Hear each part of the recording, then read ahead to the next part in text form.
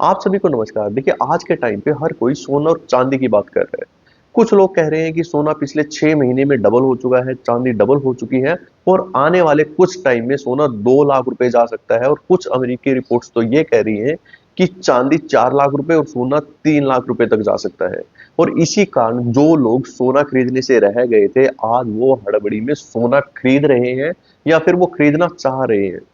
क्योंकि आज से लगभग 50 साल पहले भी सोने के प्राइस ऐसे ही ऊपर गए थे। उस टाइम पे भी लोगों ने हड़बड़ी में हाई रेट पे सोना खरीदा था और उसका रिजल्ट ये हुआ कि अगले 21 साल तक सोने में बढ़त तो छोड़िए, सोना गिरता ही चला गया और इसके कारण सोने की कीमतें अगले 21 साल में लगभग 68% गिरी।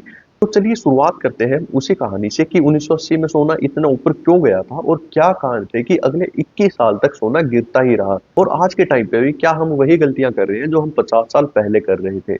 देखिए, 1978 1979 का टाइम था। उस टाइम पे तीन फैक्टर्स ऐसे हुए जिसकी वजह से सोना ऊपर गया। सबसे पहले तो 1978 79 के बीच में ईरान की सरकार बदल गई थी और जिसके कारण जो तेल का प्रोडक्शन था, जो तेल निकल रहा था, वो बहुत ही कम हो गया था।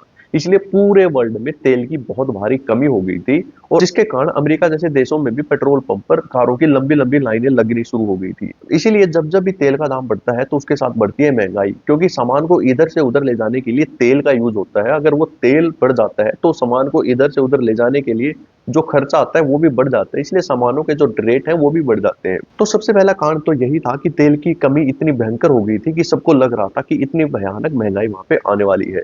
उसके साथ-साथ उसी टाइम पे अफ़गानिस्तान पर यूएसएसआर, आज का जो रसिया है, उसने अटैक कर दिया था और अभी-अभी 1945 में हमने दूसरा विश्व युद्ध देखा था, तो इसी वजह से लोगों के मन का जो भय था, अभी भी बना हुआ था। तो उनको लग रहा था कि अब इन्होंने अटैक कर दिया है तो हो सकता है ये तीसरे विश्व युद्ध की शुरुआत हो। और इसके साथ-साथ उसी टाइम पे ईरान के लोगों ने अमेरिका की जो एम्बेसी थी ईरान में, उस पे हमला कर दिया था और वहां पर काम कर रहे अमेरिकी लोगों को उन्होंने गिरफ्तार कर लिया था, उनको बंदी बना लिया था। और इसी वजह से लोगों को यह भी लग रहा था कि उसके साथ ही अमेरिका भी ईरान पे अटैक कर देगा और जिससे तीसरा विश्व युद्ध शुरू हो सकता है। तो इतनी सारी कंफ्यूजन थी, लोगों के मन में डर था, इसीलिए लोगों को लग रहा था अगर हमने ये पैसा शेयर मार्केट में लगा दिया तो हो सकता है शेयर मार्केट युद्ध की वजह से नीचे गिर जाए। तो लोगों ने सबसे सेफ रास्ता चुना, उन्होंने सोने और चांदी में अपना पैसा लगाना शुरू कर दिया, जिस वजह से सोने और चांदी की कीमतें उस टाइम पे बढ़ने लगी। लेकिन जैसा आज के टाइम पे हो रहा है कि लोगों को फोमो हो रहा है, कि उनको लग रहा है कि वो इसका फायदा नहीं उठा पाए, तो उसी प्रकार उस टाइम पे भी बहुत सारे लोगों को जब सोने की कीमतें बढ़ने लगी तो फोमो की वजह से सोना खरीदना शुरू कर दिया। तो उनको लगा कि जो ये रेट बढ़ रहे हैं वो भी इस चीज का फायदा उठाएंगे। और उसके साथ साथ अमेरिका का जो फेडरल रिजर्व बैंक है, जैसा हमारा आरबीआई है, उसने भी इतनी कम इंटरेस्ट रेट वहां पे कर रखी थी, कोई भी अपना पैसा बैंकों में नहीं रखना चाहता था, वहां पे ब्याज दर इतनी कम थी।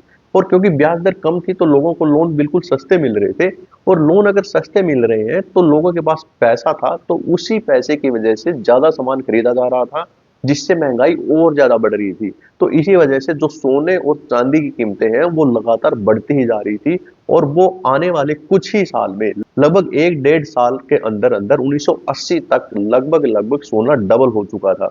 अगर हम उसको कैलकुलेट करें तो आज के टाइम पे चांदी का जो भाव है वही भाव उस टाइम पे चांदी का था। तो आप खुद आइडिया लगा सकते हैं कि 1980 में कितना ज्यादा रेट हो चुका था चांदी और सोने का। इसी वजह से लोगों को जिस भाव पे सोना या चांदी मिल रहा था उसी भाव पे लोग सोना चांदी खरीद रहे थे, जैसे कि आज के टाइम पे लोगों को लग रहा है। लेकिन उनको इस चीज का बिल्कुल आइडिया नहीं था कि आने वाले कुछ ही महीने उनके लिए बहुत ही खतरनाक होने वाले हैं। उस टाइम के जो अमेरिका के रिजर्व बैंक के हेड थे वो थे पॉल वोकर, और उन्होंने एक ऐसी नीति अपनाई। तो उन्होंने क्या किया कि जो इंटरेस्ट रेट कम चल रही थी उसको बढ़ाकर डायरेक्ट 20% कर दिया। इससे क्या हुआ कि जो अमेरिका की धीरे धीरे महंगाई की बात थी वो धीरे धीरे काबू में आने लगी और जैसे जैसे महंगाई कम होने लगी तो लोगों ने सोने और चांदी से पैसे निकालकर बैंकों में जमा करवाना शुरू कर दिया। तो वहां से सोने और चांदी के जैसे ही दाम कम होने लगे तो लोगों के अंदर डर पैदा हो गया और जिन्होंने भी सोना चांदी खरीद रखा था और जिन्होंने ज्यादातर हाई रेट पे खरीद रखा था, तो उनको लगा कि अब तो हमारा पैसा डूब सकता है। तो जल्दी से जल्दी अपना सोना और चांदी बेचकर वहां से निकल रहे थे और बैंकों में अपना पैसा डिपॉजिट कर रहे थे।